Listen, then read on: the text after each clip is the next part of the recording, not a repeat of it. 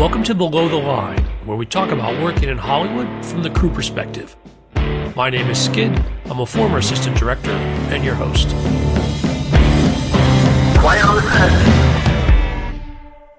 Today, we're talking about A Complete Unknown, the 2024 Bob Dylan film starring Timothée Chalamet and directed by James Mangold. And I'm excited to welcome a panel of guests. First, returning to the show and making a welcome habit of it is set decorator Regina Graves. Regina, it's always nice to see you. Glad to be back again. Next, making his second appearance on the podcast, and once again at Regina's invitation, I might add, is property master Michael Jortner. Michael, welcome back. Thank you. Thanks, Regina. Thank you both. And finally, making his below the line debut, second assistant director Brad Robinson. Brad, I'm glad you could join us. Thank you. Yeah, happy to be here. Good to see y'all. Now, Brad, is it fair to describe you as a longtime listener but first-time caller? Yes, that's a good one. Yes, long-time listener, first-time caller. I've been wanting to say that. Now, a warning for listeners, today's conversation will contain spoilers. We're going to jump right in. My first question, if Wikipedia is to be believed, the film was first announced back in January 2020, ran into the COVID juggernaut, et cetera, et cetera. When did each of you get involved, and what was the state of production when you did? I don't know who was first or what the order was, but anybody can jump in. I mean, I'm not sure. Maybe Michael was spoken to before. I wasn't involved in that 2020 pre-COVID thing. I'm not sure anyone was in New York. I think there was talk about it in New York and producers knew that it was coming in. I was actually interviewed and hired, I would say the first go around. I think it was 2023. And we started up and had a couple of weeks of pre-production. I think we were like 2 weeks away from actually shooting. And then we were shut down due to the actors strike, writers acting strike. It was one of those. I can't even remember at the moment. But I joined back then, and then I waited for the movie to come back in, I think we started up again in 2024 because I really wanted to do the project and ended up doing it. But I think we had different other people involved. There were, a lot of the crew weren't originals. Yes, I was not an original either. I came on in 2024 in January, but I had been approached about it around Thanksgiving time. And, before that, when I had heard that the prop master, that Diana Burton, who was on it originally, was doing something differently. And so I got a call to do it. And I was very happy to come on board. What about you, Brad? And I was late as well. When the movie shut down during the strike, when it came back afterwards, the production and AD teams had all left for another movie. So they had hired all new production and ADs. So I think my timing's probably about Michael's. I think I got called about Thanksgiving or Christmas of December of 2023. And then I started prepping in February of 24. And so I think it was about 3 months of principal photography. Is that right? So what was the shooting period? When did filming begin? We started the end of March near the end, a couple weekends and end of March. And then we went through early mid-June. Started out at 55 days, I believe. We ended up being 61, 62, all said and done. Yeah. And I should add, I mean, the script that we had the first time around when I was on and we were, supposed to be shooting in 2 weeks. When I came back, I mean, the script was totally changed. There were things that we weren't supposed to do that were now added. And it was a lot of it was the same, but very different as far as like how many locations and how many sets we would have, things like that. We had a lot of talk when we were prepping, even while we were shooting, of old regime, new regime, because there was a lot of us who came in, like Michael and us, and again, the first AD myself, we were all kind of piggybacking on work had been done for a year or something, and then post-strike, we all came back, so it was kind of a bit of a puzzle of piecing together, but we showed up, like some locations have already been picked that we never saw, like certain roads you've already gone down that we just had to jump in the middle of, while there were some others we started from scratch. So there was a lot of like piecing together the entire time of Definitely what had started and then when we came on. Yeah. Definitely. And a lot of things that had been discussed seemed to have changed anyway. So it sort of was like a whole new project from the get-go. When we came back, it was definitely a whole new movie. And I needed more prep time. And, Michael, I think, everything that might have been purchased before or, talked about before had changed. And Yeah. I'm sure things changed for Brad too. I mean, we had a great crew the first time around, but I have to say the second time around, no offense to anyone from the first time, I think the second time was a charm. I want to come back to that, some of that back and forth you guys talked about. But first, just let's remind our listeners, as we've discussed on the show before, this is a period piece. And so, just by the nature of the filming you're doing, there's just a lot of invisible, I would say, heavy work that needs to be done to pull off something like this. Talk a little about some of your specific challenges. And then I want to compare that expectations for delivering on that versus what you're describing of some, things actually shifting in the middle. Well, I mean, first off, I don't know if it's spoiler alert or not, but we did film the entire movie in New Jersey. So that was immediately presented a challenge in transforming certain neighborhoods in Jersey City and Hoboken to be Greenwich Village. And in doing that, myself, Regina, everybody brought a lot to the table to help assist with that endeavor. For me, especially, every scene had a lot of really detailed bits that some ended up on camera in the film, some did not, but we definitely filmed them all. That, every background person had their own story. Every scene had multiple things going on that were not part of the main action. So there was just a constant need to be supplying more and more to help, foster that vision.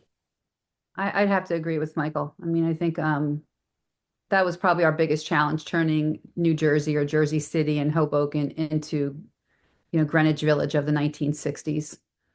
I don't know if I should get into when we actually started filming, but we would jump to, we would see things inside that we weren't supposed to see. Those were some other challenges. We were never supposed to go inside of a bar, and then we end up inside of a bar, and we weren't supposed to see down one street, and then we end up Exactly. seeing way That's down a good. the street, and we're all shuffling around to move. We're gonna look this way, Yeah. this way, Yes. this way, and then we show up on the day, and for some reason you turned your back, and now we're gonna look this way. Obviously it's really hard, especially, one scene we were in Paterson, New Jersey, and we had one whole end of the street, a couple of sides of the street dressed period correct. And then for some reason, we ended up all the way down on the main road in Paterson on the corner where there was no dressing whatsoever. And we just had to shuffle and dress it as best we could. And Michael had to move cars down and, moving the extras down. And it was just every day was something like that. Yeah. Where we were hit with a challenge. It was like, okay, what can you do? What can you do today for us? Yeah, like every period film, you choose your block or two, you dress it, and then when you turn the corner, you're completely somewhere else.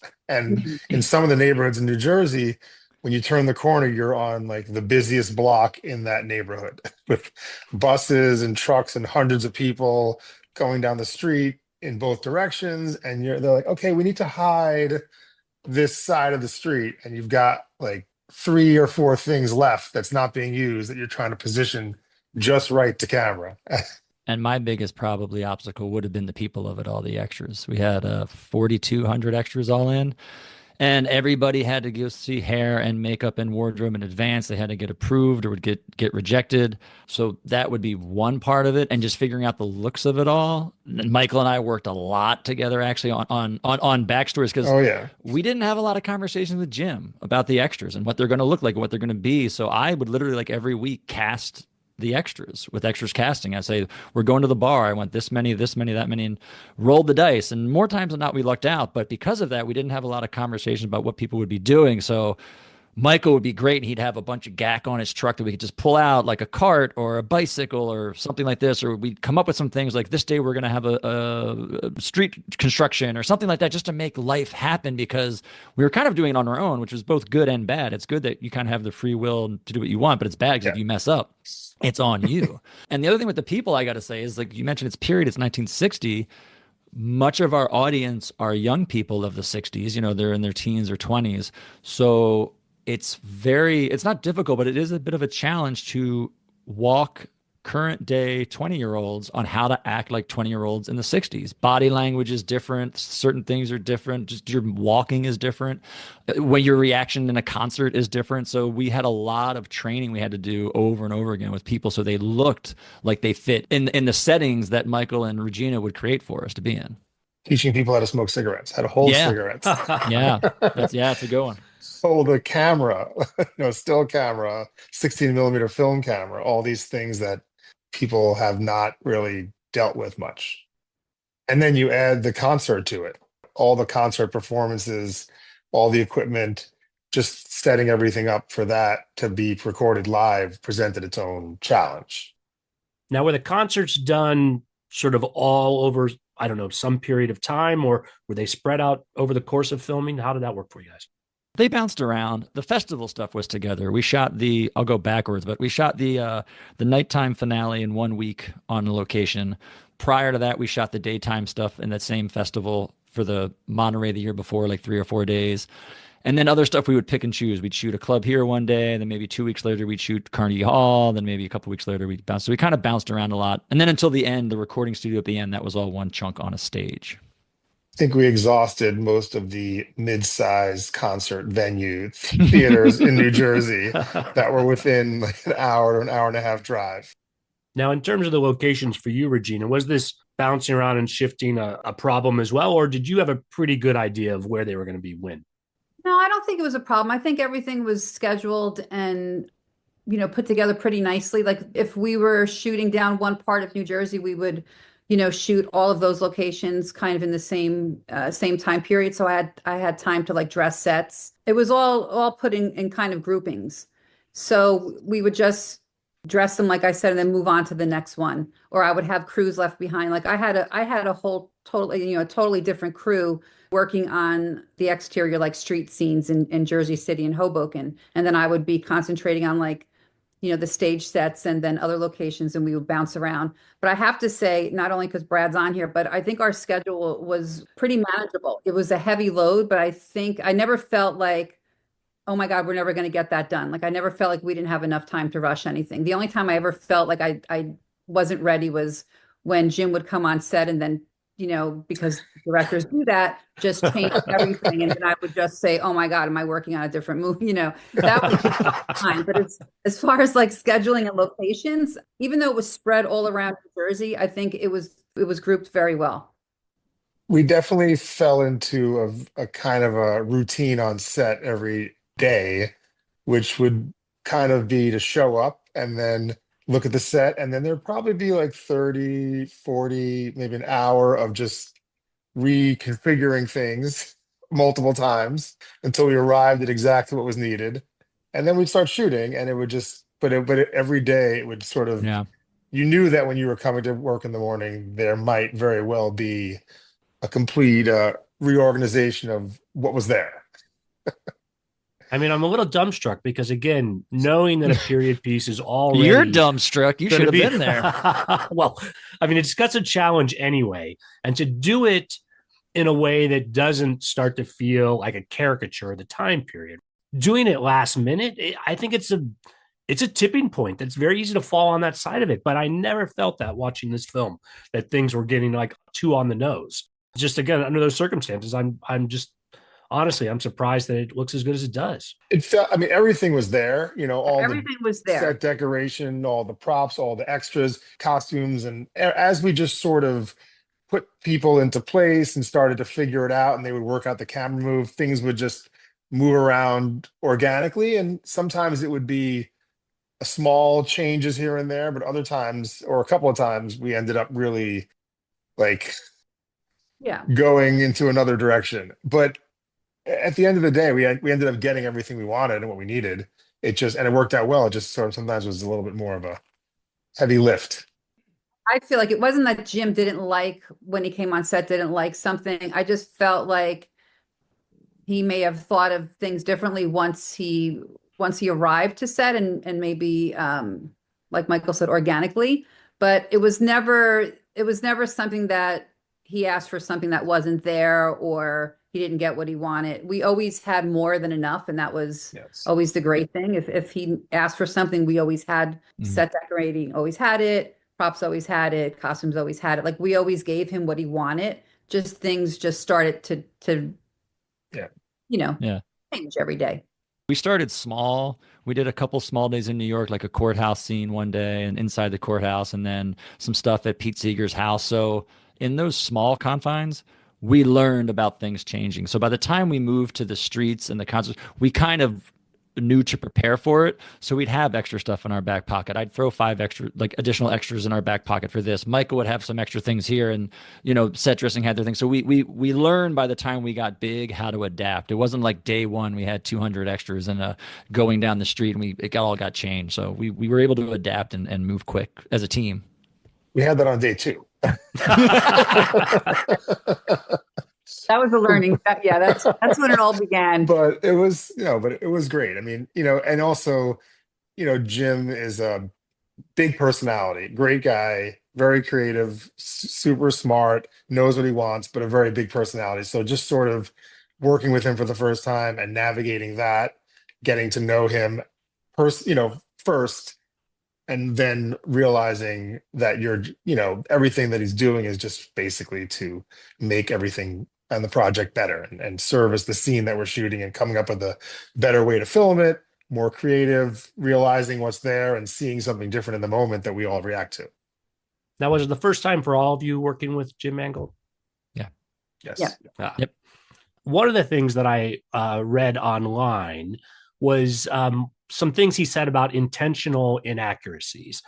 He said the movie was not a Wikipedia entry. Ironically, I read that on Wikipedia, and that he did not, quote unquote, feel a fealty to a documentary level of facts. Now, that's very interesting because I don't think people know the details of some of the history, but I'm curious whether that gives license for art department or Brad, your background, to have a similar sort of tolerance for anachronisms, or is there a double standard here that you guys really are going to be held to, like, that guitar was not available in 1963, or, Brad, to your point, how people walked or smoked. To what degree does that sort of idea about the movie help you, or does it actually be something that's even more difficult for you guys? I was one of those. I actually called out a lot of the inaccuracies during prep with production. I got into a big thing with the music department because we were recording songs before Bob Dylan did, and we were trying to match the artists, like who were the artists in the session, in the studio for this session. And it's the whole story about Al Cooper and how he meets Al Cooper, and we record songs that Al Cooper recorded because he recorded them after. It's a whole wormhole. Anyway, so I would call them that. And the other thing that I remember I pulled out was there's the famous line where it happened like a year later in England where someone called him Judas on stage, and I was like, that didn't happen there. So I would pull that stuff off on people. But as far as like the artistic story of it, I at least personally did get stuck with a lot of matching, like make sure people are who they are, because we were recreating historical figures, people that you knew, whether they were actors or background people. So as far as like the looks of things, we had to be into it, and like what people were wearing, their clothes and their hairstyles. We were very much, because it was more of the time from that world. And I'm sure Michael and Regina are the same. It was more, maybe not the specificness of this instrument or that jacket, but the looks had to be specific. I would say, guitars, equipment, that we tried to stay as historically accurate as possible. There are certain iconic looks like sunglasses that Bob wore or what have you, but some of the other things, bags and things like that, record players, we tried to match what we could.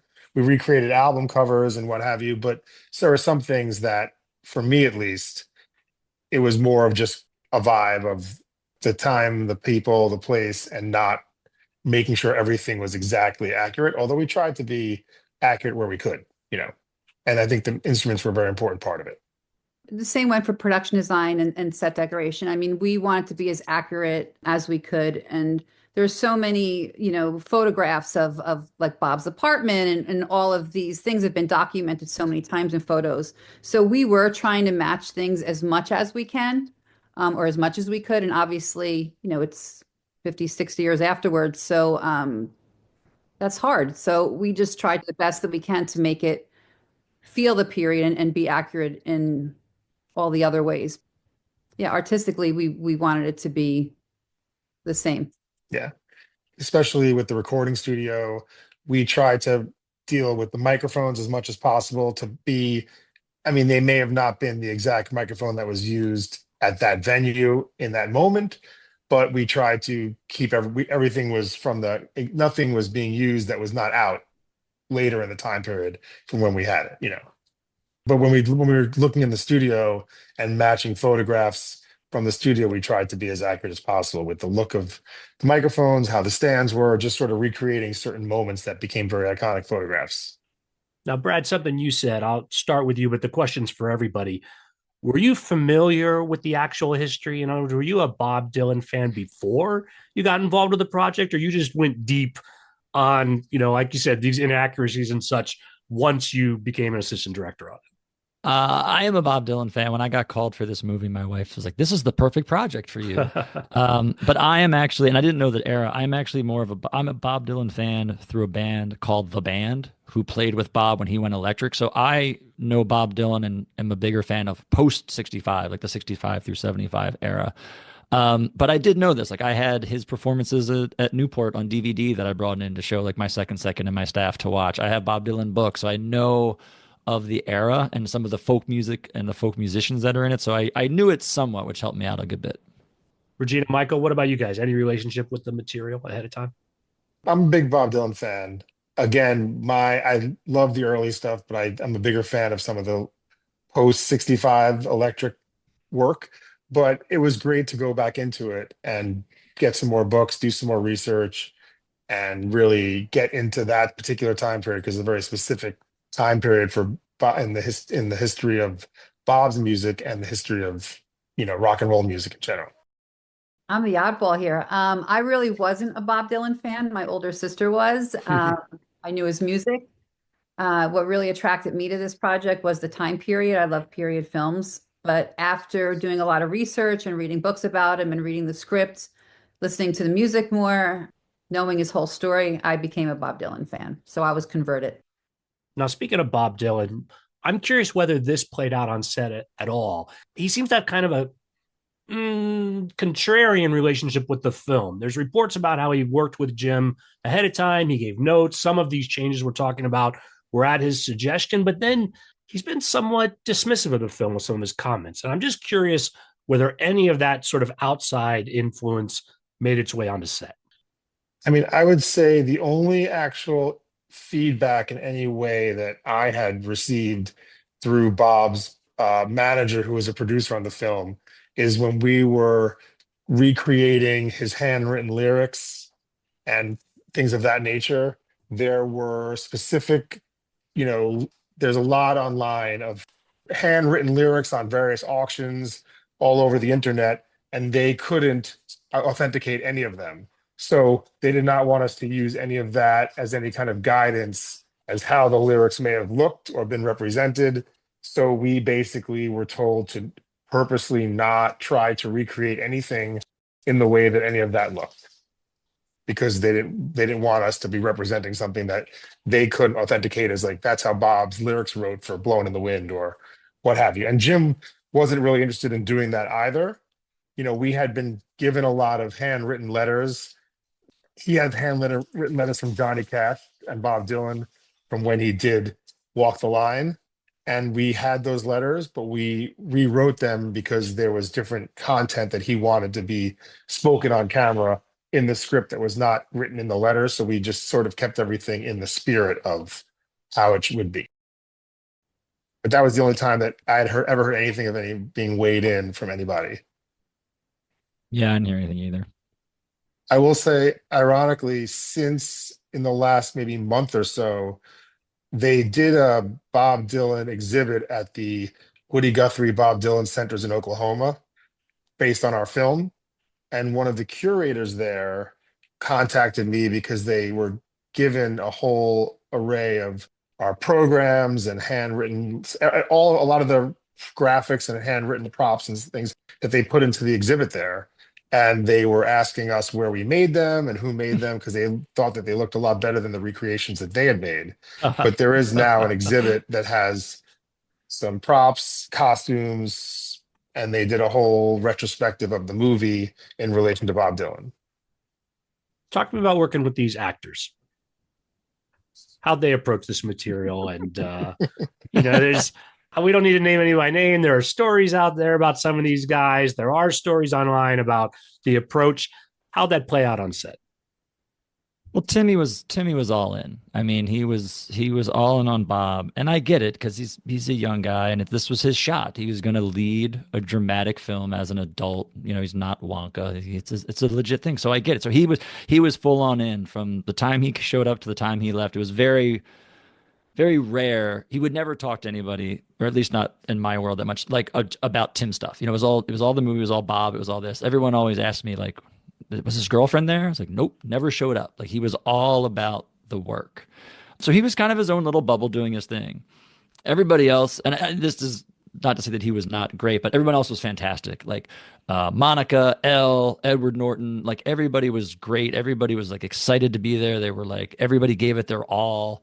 Especially those days we would shoot the festival stuff where we'd have like 25 actors back in the trailers and in background on set, just hanging out, having a great time. Like we had a really great cast. They were all really great. Everybody was great to work with. When a lot of the actors and actresses were performing or wanting to rehearse when they weren't on camera constantly, it sort of added another layer of sort of doing everything that's going on camera, keeping track of everything that's being handed out to various people who are wandering around the set and the surrounding area with the guitar. In some cases, the only Right. guitar you have. Yeah, I of feel like this we were stuff. constantly asking Michael, Yeah. like, Michael, we need another guitar for Ed, Yeah. or we need this for Monica. We need this. Like they want to just do that. Yeah, we're constantly harassing Michael for more stuff. And a lot of rehearsals that happened on the weekends, and people wanted things home with them and getting things there. And so there was a little bit of that. But all in all, it all worked out. There was definitely a trail of items to be picked up at the end of the day, wandering around from everybody. But, that's what happens most of the time anyway. Favorite scenes, either how it came together because of the challenge or something subtle that maybe viewers don't notice, but was a lot of work. Probably the end, just because it was. We didn't shoot it at the end, but it was like the culmination. I feel like everybody's work. We had 26 actors on set. We had anywhere from 150 to 500 extras. We had a full stage that Regina and those guys would design, stage and backstage, the whole grounds, basically fairgrounds. Michael's got instruments and trunks and amps and stuff and drum kits out the wazoo that we're moving in and out for different acts, because we had not only just Bob Dylan, we had Johnny Cash performing sometimes and Joan Baez. So just all of those moving parts coming together, I think, was really us pulling off what we wanted to pull off the right way. I think for me, my favorite scene to shoot was the arrival at the Viking Hotel we shot it in Cape May, where they arrive on their motorcycle and there's a huge crowd of people at the hotel. They come up, they meet, they're getting checked in. That scene just really created like a very fun vibe and atmosphere for the movie. Sort of like, a lot of the things that we shot were kind of New York City, dirty at the time. Jim was very insistent on things being dirty, more garbage, more this, more that. And then we got there to a very, beach surrounding, and it was a beautiful day, and just sort of all these people, all the colors, all the vehicles, it just really came together really well. Interesting about that as well, Michael, and maybe Regina, you got some thoughts as well, is actually the motel has kind of an arc through the film as well, right? Because again, there's those scenes in the middle and then there's the final scenes that the motel is a character in that as well, and is different from that initial introduction, right? There's a different feel for those scenes. Mm-hmm. We filmed all the exteriors, but we actually had the interiors of the motel built on the stage. So we would go back and forth a lot through different time periods. Yeah. And I think it worked really well the way, I don't think anyone could tell a difference of the stage sets or the actual motel. Yeah. They would pop out of doors, go into doors, come up the stairs at the end of the night, and then be in a set, come back out. It really worked well. Yeah. And then like the party scenes. And I mean, how many times did you guys reset, the room for parties and Yes. whatever, mess and beer bottles and cigarettes and ashtrays. And there was just that throughout the filming. there were a couple of scenes that, for whatever reason, just seemed like they were very challenging to complete in 1 or 2 days. Yeah, well, And we yeah, always kept on going back, resetting them up. Well, we gotta get one more shot. Let's set up this whole thing, Yeah. yeah. That arrival at the motel, though, Michael, that is a great scene, and I'm gonna give us credit for that because, like all of us, because as we all know, this was not a film with an unlimited budget, so we were always No. fighting against money, money, money, and I remember having many discussions about that arrival scene, about we need more extras. We need more cars. We need buses. We're trying to sell this. And I remember like Michael was selling it and Doug, my boss, and I, we kept selling, we need more to sell this because they're trying to shrink, shrink, shrink. And we're like, this is his arrival at Newport. And I just remember, Michael, if you remember that too, I just remember we kept battling. We need two buses, we need Yeah. an extra car and figuring all that, just making it the registration area and like getting that bustling with people. Yeah. It really just was one of the, yeah. And then dressing the pool area. It was just like it was so much, there were so many layers going on there in that Yeah. particular set that was great. And also, I also loved the TV studio. Very different, but the scene at the TV studio was also great. Yeah. Was that Rainbow Quest that you liked? Yes, that was great. That was a really great set. Yeah. I think my favorite was the Columbia studio, the recording studio at the end. For me, I think that was a really beautiful set, and seeing it all come to the end, and Timmy singing live, and you got the chills. I mean, it was a really, Yeah. those couple of days there were kind of like magical, not to be corny, but Yeah. yeah, those were the best sets. It was the end of the film when we shot it, Yeah. end of our schedule, but it really went chronologically through his first recording sessions all the way to the end. So we shot that in order. So you started off with him singing acoustic, some band members came in, and other musicians, then we had the full band. It just, for the finale, it really sort of culminated the whole musical arc of the film. I was in awe just watching you guys build that because we were on the stage a lot near the end of the show. And as Michael said, it was the last set that we pieced. So we'd be shooting on another set and I'd constantly be walking back every day and like watching the progress of the set being built from literally just like the borders and then the boards and the mics. And I spent days with technicians and cables coming in and testing microphones. I just remember watching the evolution of that set and just being like, this is amazing, the job you guys were doing. Also, to be told, our actual stage was not very large to house the amount of sets that we had there and little pieces that popped up throughout. So it became sort of a little bit of a jigsaw puzzle because some sets that were supposed to be wrapped weren't wrapped and other sets were there. And then this set was being built right next to Bob's apartment. And we were there for a while and then we had to leave and we came back. So it just sort of kept on being, kind of on top of each other with a lot of that. Well, let's talk a little bit about where things ended up. Recognized through awards season, culminating in 8 nominations for the Academy Awards, but no wins. I imagine that comes across as disappointing. I know you never really know in a project how things are going to play out, but was there a sense on set that all of this effort, I don't know, that there would have been more recognition at the end? I just want to take your temperatures on how things sorted out in the end. I don't know if on set, like, no one was ever talking about winning awards on sets. It was never discussed. But I will say we did not make our day for probably the first 2 weeks of the show. We was never make our day. And I remember Jim's mindset being like, well, they'll just see what they got. And when they realize what we've got, we'll tell them we need more days and then we'll get it. So we kind of went through that mentality for a while. We push. We kept shooting. He's like, we're getting great stuff. It looks good. So everybody knew that we were making something special or at least something really worth our while. And so it was more that kind of a thing of like, if we'll show them what we're making and that'll get us what we need to get more so than just like, we're going to win Oscars or we're going to win awards. Right. It was never really spoken about. But I do think that people knew that something special was being made in the project.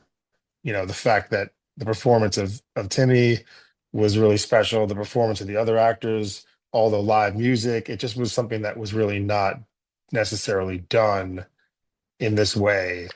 Like every take we would do, Timmy would perform the entirety of the song and we'd do like 30, 40 takes a day of that song from different angles. And then you do 2 other songs you wanted to Yeah. do. So just like a constant, so there was a lot of physical effort put in by him and every other actor involved throughout the course of the shoot. I think everybody put their own weight on their shoulders. Like, I feel like everybody knew what we were getting involved in, and you were working with such high level of people across the board, that you didn't want to be the department looked down upon, like, oh, we're pulling them up. So like, I like killed myself on making extras and finding extras and creating extras you wouldn't even maybe notice. Like at Newport, we have people like Odetta, Lightning Hopkins, June Carter, her mom. We have a Peter Yarrow as an actor in the film, a character. We created a Paul and Mary as background. So every time there was a scene with Peter Yarrow, Paul and Mary were somewhere in the background, like little things like that. Like everybody was doing that on their own because you had to stay at the top of your game just to compete with everybody else and what they were doing. I feel like Michael was probably, the same way of pulling this and making this and, making the sets as good as they can be. Like walking on great sets is the best thing you can ever do when you're a set performer. When we come in and see like Regina's sets for the first time and they're great, then it's like, okay, I have to live up to this. Like the background has to look this good. They have to perform this well because we're put in a world that looks that good. And that just happened for 60 days. And, actors can come in there, they could pick up anything, they could look at anything, they could use anything on the set. That also really just builds to the, because things just happen as you're filming. A lot of the scenes as written had very specific action, but there was also a lot of other pieces, little vignettes going on that we needed to, create and work on every day. Like Bob's apartment. I mean, everything, like you said, Michael, when you walked on the set, we tried to make it as immersive as possible. So the actor could pick something up or go into a cabinet or walk into a store and what have you. We want to make it as real as possible. The daily challenges that we were given by Jim, although, I have to say, I enjoyed them. I can complain totally. I want, but it really made the day. Maybe it might have set me back a couple of hours because I was opening set, changing things around, but you knew you were working on something special on this movie, just seeing everyone's performance and how everyone worked and how everything looked and how Jim was directing it and how Faden was shooting it. I mean, everything. Yeah. I think everything was just top. And it was a really fun, it was a hard project, but a really fun project to work on. It makes me proud watching it. Definitely.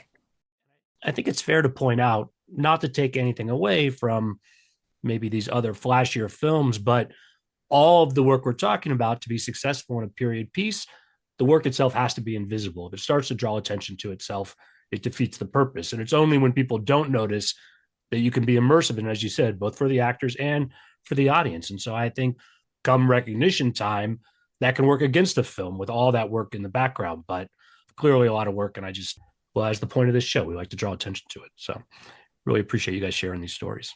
Thank you. Also, I will say that we definitely toured New Jersey as a state. We were all up and down the state. Yep. We touched almost every corner of the state, I would say. A beautiful state. I'm not saying it's not a beautiful state, but it's not when you're filming in Cape May, which is all the way at the bottom, and then you're coming back up and filming all the way on the west side and then all the way on the east side, a lot of miles. Yeah. And you're trying to get one set ready here and you're filming somewhere else. It's just, definitely. And we hopped a bunch. It's like you're in Hoboken here, and then we're back at Patterson, and then we're up north, then we're back in Hoboken for 2 days, and then we're going to Newark, and then we're like, it wasn't like we were like set roots in like Patterson for 2 weeks. We hopped back and forth all the time. Absolutely. Well, you guys all coming back for the sequel? I mean, it'll probably be a decade from now. We'll let Timothy put another 10 years on his frame, hop forward to some other time in Bob Dylan's life. But you guys all back for that? We'll see. We'll see. I'm still around. On that note, we're going to call it a wrap. It was great having you guys here. Thank you. All right. Thank you. Listeners, I always appreciate your feedback. You'll find my contact info on our website, belowtheline1word.biz. That's B-I-Z. You'll also find past episodes and links to all of our social media. Please check it out. Let our listeners know where next are we going to see your work. Brad, why don't you go first? You probably won't see my work for a while. I haven't done a lot since Complete Unknown. I took a little bit of time off because I did 2 projects back to back, so I took some time to be home. So I don't have anything big projects that are upcoming out yet, but I have a podcast of my own called the Not Ready for Primetime Project. It's about the history of Saturday Night Live. We're talking about the early years, and we do old shows, and we interview writers and cast and stuff like that. So yeah, you can find, if you're a big fan of Saturday Night Live, check us out there, the Not Ready for Primetime Project. Always happy to recognize a fellow podcast. Michael, what about you? I did a film after this film, another film with Timothée Chalamet called Marty Supreme. That's probably coming out at the end of this year. That is a 1950s table tennis film that Josh Safdie directed. A little more Timothée Chalamet for you? All right, we'll watch for that. A little more. Regina? You probably won't see much of my work out either. I really haven't been working that much since then. I did work on a little thing for Martin Scorsese called Martin Scorsese Presents The Saints, which was on Fox TV. Other than that, waiting for something to come in. Well, I'm rooting for all of you. Great having you on this show and look forward to having you back. Closing credits. Thanks to Curtis Pye for our music, John Wan for our logo, and to all of our listeners, I appreciate you. The Below the Line logo is available on t-shirts, mugs, and stickers at redbubble.com. Well, the promotion I've been running this season to recognize listeners who send me pictures of themselves in t-shirts has resulted in 0 submitted photos, but at least a couple of you did buy t-shirts. So to my anonymous supporters, you have my thanks. This is the last episode of season 23, but if any photos come in during the hiatus, I will recognize you when we pick back up with season 24. That, fingers crossed, will be just a few weeks away. Whether you're a longtime listener or a Bob Dylan fan that just discovered the show, I hope you'll stick with us. Thanks again from Below the Line. Are there other directions, either paths or rabbit holes we want to do about the set shooting stuff? Is there like favorite stories that I can queue up? I mean, if there's a story you want to tell me. Michael, I'll do the prompt. story. Michael, tell no, naively, Michael, what do you want me to ask about? no, I'm trying. There are obviously a lot of stories that went on there. I don't know if what, there's an off the record version of this podcast. I will say this, there were some we'll keep that one behind the paywall that were, because of the nature of the film project and because of how we were trying to source and find various things, you ended up encountering a lot of, characters who were not involved in our project, but knew some of the people personally that were being represented. And they had their own sort of take and influence on certain things. With Pete Seeger in particular. Like just how he's going to be represented or feedback on the Norton performance? Not on the no, it happened like we introduced, there were certain people that were not sort of contacted in terms of when they were doing the project. Like they spoke to Bob's people, they didn't speak to this person, they didn't want to speak to this person, and somehow or another Pete's family got into the ear of some people and made things more challenging for some of us. I can imagine there's just sort of an echo through the set on something like that, which really doesn't appear on the other side of camera, but something that has to be dealt with. But and then also a lot of people that were trying to get involved with the project. And somehow, and a lot of that sort of, for me, ends up being people that said that they had certain, equipment that we would be renting or having. And then it ended up being, well, I can give this to you or rent this to you, but I have to be there. And then they wanted, you ended up with a lot of that, which you didn't want to have around. A lot of people were taking a lot of pictures. As well, yeah. Off-camera antics, but the sort of like trail along with getting a film like this done. Yeah.